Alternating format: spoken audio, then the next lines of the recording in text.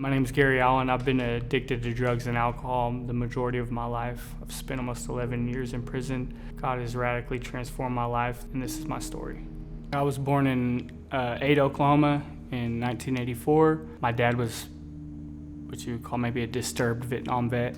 My mom partied. We would go to Church of Christ, but I had this weird perception that they party all night, fight Saturday night, and then Sunday we get up and act like nothing's wrong and go to church. I ended up in Tulsa, in North Tulsa. It was kind of a bad area. It kind of conditioned me to become a certain way. And when I was probably 12 and 13, I really started partying. That's when I got introduced to meth. I started hanging out with my dad again when I was 15, and we started doing drugs together. And then he overdosed when I was 17. That's a period in my life where I can remember everything changing. I had to have something every day I woke up. I had to change the way I felt.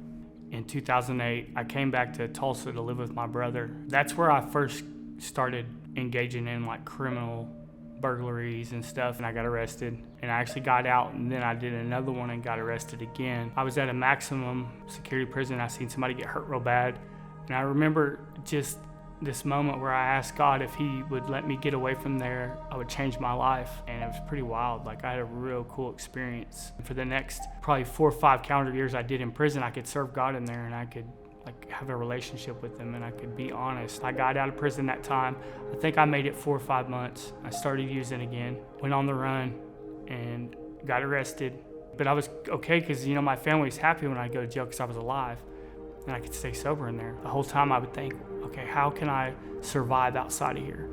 And so I read the Bible as much as I could. I read any self-help books. I worked out. I tried everything I could, and I got out, and I did it again. I made it maybe 6 months. Caught another case, went back to prison. And the third time I was in prison, I was just angry because I knew God had a calling on my life when I first experienced him. I knew that I wasn't meant to stay in prison forever. I was meant to live a life out here. After I got out of prison the third time, I relocated to Miami, Oklahoma. I went to a treatment center. I graduated, and for the first time, I had all the things in my life that I thought would make me okay. I had assets, I had money, I had a house, I had a girl, I had all these things. My brain always told me, if you could just get that, Gary, you would be okay, and I wasn't. There's a meeting place in Tulsa called Anonymity. I'd been to 1,000 meetings there before, but I'd never been to this 5:30 ODAT meeting.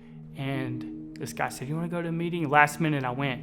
Josh Robinson and Chad Burdett were there, and I'd been in prison with Josh, and we worked in the church together. And he said, come to Oklahoma City. God put you here for a reason right now to come with us. I was like, okay.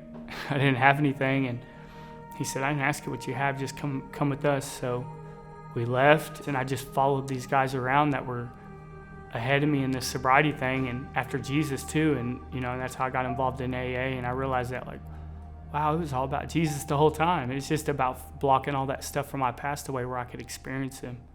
Started working with Brian and Chelsea Bytel at Vantage Point.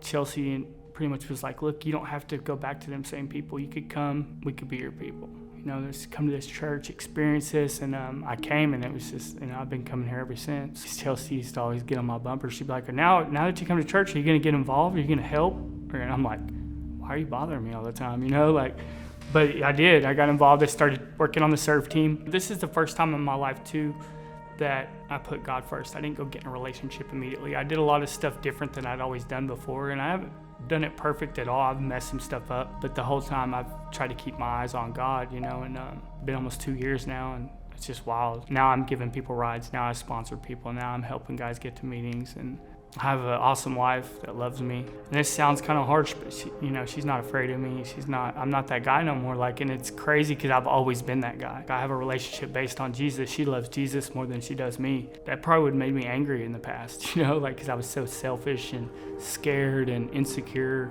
Like, it's just a prime example of like seeking God in everything. And I know that I can only love her through him. Such a crazy transformation because I was a brother or the son that could never get it. They thought I was gonna die, you know? And this church had a big part of it. You know, there's just a community. Like, I would come take all them weird pictures and everybody would just say, okay, you know, nobody ever told me no. And I don't know, I think that was a lot of it, just being accepted and finding out that I could be an asset, not a liability. I can help. I know we're made to connect, you know? Coming here and going through Alpha and just coming to the events at church, and not just church, but connecting with the people. And I think this church was so good about that, like just accepting me, and I'm not any different than anybody else, you know, like we've all been saved by grace. I always had this thing in my head before that I still, well, if they find out about me, you know, like when we're in the middle of a community though, it makes it easier because we have people around us. That's what, you know, bearing each other's burdens, laughing with each other, experiencing life together.